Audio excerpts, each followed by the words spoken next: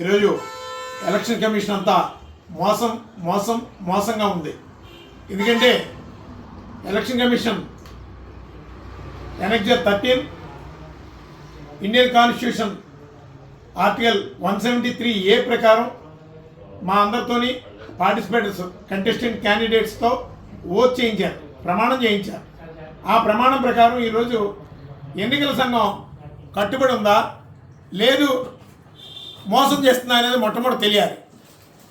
ఎందుకంటే ఈరోజు రహస్యంగా ఒక అర్జెంట్ నోటీస్ కింద ఇచ్చారు. మా అందరికీ కూడా 29వ తారీఖుని ఎన్నికల సంఘం వారు గుర్తులు కేటాయించారు. ఆ గుర్తుల్లో గాజు గ్లాస్ గుర్తు రాష్ట్ర వ్యాప్తంగా చాలామందికి ఇవ్వడం జరిగింది. ఎందుకు ఇవ్వడం జరిగింది అంటే అది ఫ్రీ సింబల్ కాబట్టి చాలామంది అప్లై చేసుకున్నారు. అర్హతను బట్టి వాళ్ళకి ఇవ్వడం జరిగింది. మరి మీరు ఈరోజు ఎన్నికల సంఘం వారు గుర్తుని కేటాయించిన తర్వాత ఆ తర్వాత అభ్యర్థులందరూ కూడా నియోజకవర్గాల్లో ప్రచారం చేసుకుంటున్నారు. ఈ పరిస్థితుల్లో మీరు ఉన్న పడంగా పార్లమెంటు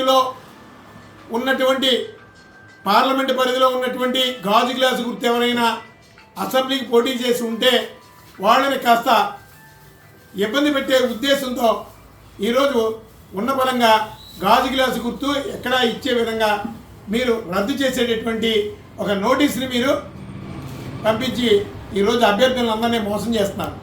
ఎన్నికల సంఘం ఈరోజు ప్రజాస్వామ్యాన్ని ఘోరమైనటువంటి ప్రమాదకర పరిస్థితికి తీసుకువెళ్తుంది.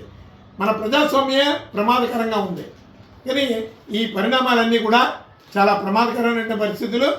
ఎందుకంటే మీరు ఎన్నికల సంఘం వారు గుర్తు కేటాయించిన తర్వాత ఈ రోజు వరకు మ్యాక్సిమం దేశ చరిత్రలో ఇలాంటి ఘోరమైనటువంటి ఎన్నికల సంఘం ఎన్నడూ మేము ఐదు ఎన్నికలు, ఆరో ఎలక్షన్ నేను చూస్తున్నాను. ఇన్నాళ్ళలో నేను ఎప్పుడు ఈ విధమైనటువంటి అర్జెంట్ సర్క్యులర్స్ని నేను చూడలేదు.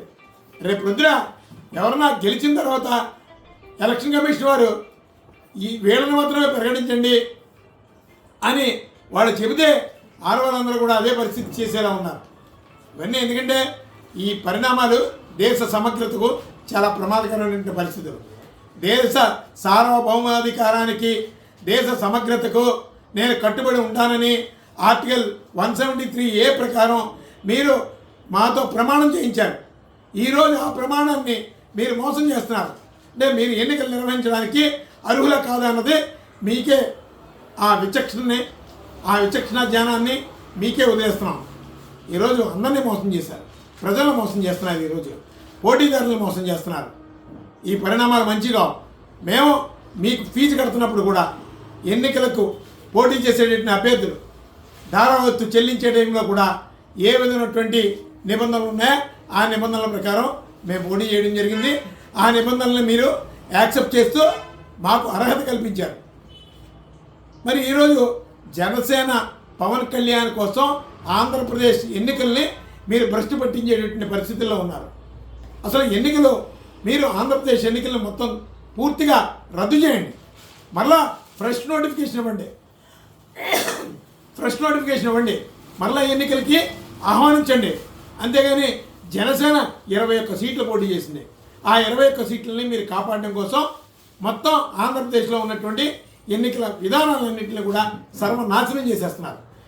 కేవలం మీ ఎంపీలు పదిలంగా ఉంచుకోవడం కోసం మోడీ సర్కారు ఈరోజు ఆంధ్రప్రదేశ్ ప్రజాస్వామ్యం మీద మీరు కుట్ర పన్నారు. కానీ ఈ ఎన్నికల విధానం మీద మాకెవరికి నమ్మకం లేదు. ఈ ప్రజాస్వామ్యాన్ని ప్రజలే కాపాడుకోవాలి. ఎందుకంటే మోడీ ప్రభుత్వం ఎన్నికల విధి విధానాలని సర్వనాశనం చేసేసినాయి. ఎన్నికల్ని మోసం ఎన్నికల ప్రక్రియ అంతా మోసం.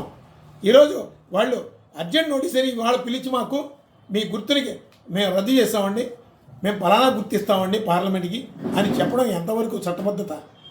కానీ ఖచ్చితంగా ఎన్నికల సంఘం చేస్తున్నటువంటి పని చాలా రాజ్యాంగ విరుద్ధమైనటువంటి పని. అందుకని మేము రాష్ట్రీయ ప్రజా కాంగ్రెస్ పార్టీ నుంచి మేము డిమాండ్ చేసేది మొట్టమొదట ఈ ఆంధ్రప్రదేశ్ ఎన్నికల్ని రద్దు చేసి ఫ్రెష్ నోటిఫికేషన్ మీరు విడుదల చేసి అందరినీ ఫ్రెష్గా మరలా అప్లై చేసుకోనివ్వండి. నామినేషన్స్ ప్రక్రియని మీరు తీసుకోండి. అంతేగాని ఒక్క జనసేన కోసం మీరు రాష్ట్ర వ్యాప్తంగా భ్రష్టు పట్టించొద్దు. రాష్ట్ర వ్యాప్తంగా ఎన్నికలను మీరు కలుషితం చేయొద్దు. ఎవరో అన్నట్టు ఈరోజు ఎన్నికల సిస్టమ్ పవన్ కళ్యాణ్ గారు పిఠాపురంలో ఓడిపోతే ఆ గుర్తుకు వచ్చినటువంటి ఓట్లన్నీ ఆంధ్రప్రదేశ్లో మీరు క్యాల్కులేట్ చేసి పవన్ కళ్యాణ్ గారి ఎన్నికకి ఇవన్నీ కూడా ఉపయోగపడతాయి, ఇవన్నీ కూడా కలిపి కౌంట్ చేయండి, అతను గెలిచినట్టు ప్రకటిద్దాం, ఇన్ని లక్షల ఓటింగ్తో గెలిచినట్టు అని మీరు అర్జెంట్ సర్క్యులర్ పాస్ చేస్తే దాన్ని కూడా ఈరోజు తల ఉంచుకొని ఈ ప్రభుత్వం అంగీకరించేటటువంటి పరిస్థితుల్లో కనబడుతుంది. మీరు ఆంధ్రప్రదేశ్లో నిర్వహిస్తున్నటువంటి ఎన్నికలు